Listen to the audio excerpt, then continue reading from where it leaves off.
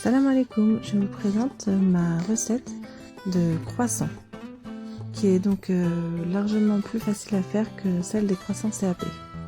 Alors d'abord je vais commencer par mettre ma levure dans mon lait et laisser reposer 5 minutes environ.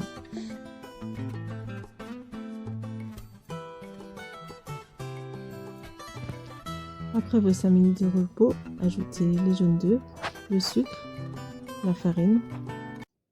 Mélangez tout ça normalement. Et laissez votre mélange de côté le temps de préparer le beurre avec la farine.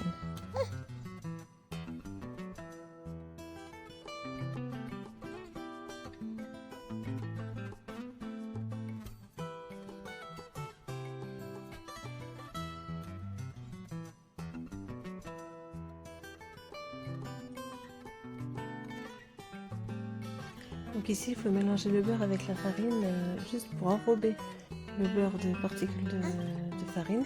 C'est vraiment un mélange très simple.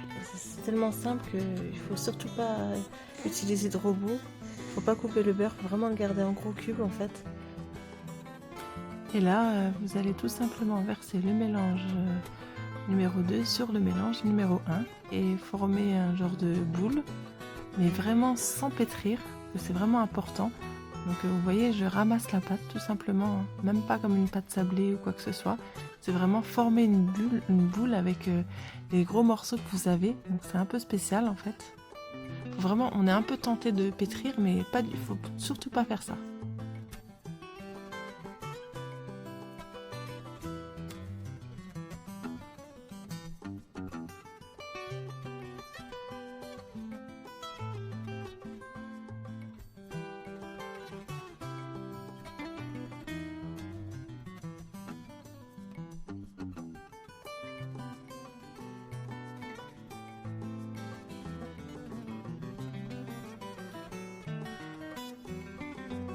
Je vais donc commencer le premier tour qui va être un tour simple.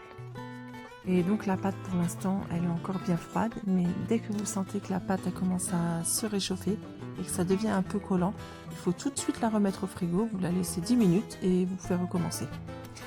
Donc là je viens de faire mon premier tour qui était un tour simple, et là maintenant le deuxième tour qui va être, du coup j'ai changé d'avis, ce sera donc un tour double. Et ensuite je réétale la pâte et je vais plier la pâte en deux pour la ranger au frigo. Et là vraiment, là déjà vous avez vu juste en deux tours la pâte elle est complètement différente. Alors vous rangez votre pâte au frigo pour maintenant, par contre au moins 2 heures, voire toute la nuit, mais moi je l'ai fait pour 2 heures et ça a très bien fonctionné. Et là pour le coup on redevient tout à fait comme la recette normale du CAP pâtissier. Donc maintenant il faut former les croissants et c'est un peu la même chose, c'est-à-dire que dès que vous sentez que la pâte a commencé à se réchauffer, il faut la remettre directement sur une plaque au frigo avec du cellophane et ensuite vous pourrez la réétaler normalement. Donc moi par exemple j'ai choisi de couper ma pâte en deux, comme ça je vais plus tranquille, l'autre partie est partie au frigo et je vais pouvoir prendre mon temps pour pouvoir façonner les croissants. Alors c'est assez incroyable, vraiment là du coup avec la même consistance de pâte que la recette du CAP en fait, sauf qu'elle est vraiment plus facile. Il y a vraiment des étapes en moins, l'étape d'incorporation du beurre, de frapper le beurre, tout ça, le pétrissage de la pâte aussi, donc il y a vraiment des choses en moins. Alors pour celles qui savent déjà faire les tours, etc., de pâte feuilletée ou de pâte levée feuilletée, ça va vraiment être très facile. Après pour celles qui n'ont jamais fait de tour de pâte feuilletée ou de pâte levée feuilletée, là il va falloir aller un peu plus au ralenti ou bien regarder des vidéos avec pour faire les tours en fait, parce que sinon la pâte elle va chauffer, donc il faut faire ce geste plutôt rapidement.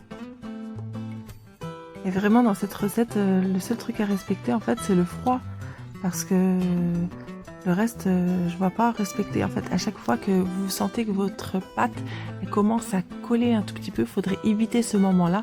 Donc, soit vous rajoutez un tout petit peu de farine et ensuite vous remettez au frais. En fait, n'ayez pas peur de remettre au frais. À chaque fois, d'une part, votre pâte elle va se détendre. Donc après, ça va être plus facile pour l'étaler. Vous allez moins appuyer sur le rouleau, elle va moins chauffer.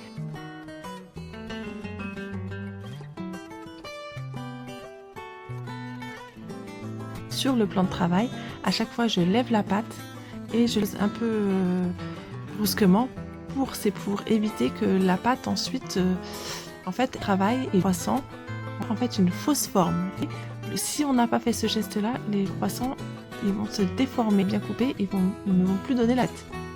La pâte elle va se rétracter et du coup ça va fausser notre découpage en fait, ce sera plus la même chose, ce sera plus aussi net, la forme va changer si on ne fait pas ça. Donc ça c'est comme pour la pâte feuilletée, c'est le même système que pour la pâte feuilletée. Alors bien sûr là il fait moins de 20 degrés dans ma cuisine, donc c'est un peu plus facile. Par contre dès qu'il commence à faire chaud, là c'est autre chose et je pense qu'il faut se débrouiller en fait avec son frigo. Après c'est chacune qui voit comment il faut faire. C'est vraiment, ça peut être poser à chaque fois la pâte sur une plaque froide. En fait il faut se débrouiller à chaque fois, on se trouve des petites astuces comme ça. Ben là normalement ça marche avec la température qu'il fait actuellement et il n'y a pas de problème. Mais l'été c'est vraiment autre chose. Donc c'est à chacune de voir.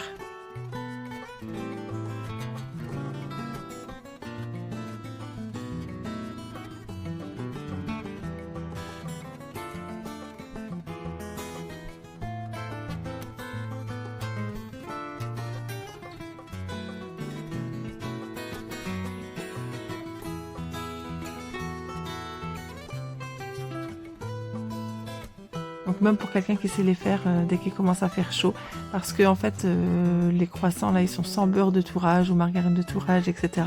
On n'est pas dans un labo où il fait je sais pas très peu de degrés, donc c'est complètement différent. Donc après avoir façonné les croissants, je les pose sur une plaque avec du papier sulfurisé toujours, et je les dore une première fois avec de l'œuf battu avec un petit peu de sel. Le sel est fait pour fluidifier l'œuf en fait.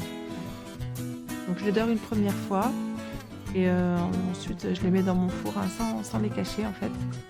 Et du coup juste au moment de les mettre à cuire, une fois qu'ils ont bien gonflé, du coup je les dore une deuxième fois. Alors pour la cuisson, pour ceci j'ai mis à four préchauffé 180 et je les ai fait cuire à 175. Après j'ai rajouté un peu 180 vers la fin. Donc à four doux pour qu'ils aient le temps de bien gonfler dans le four aussi.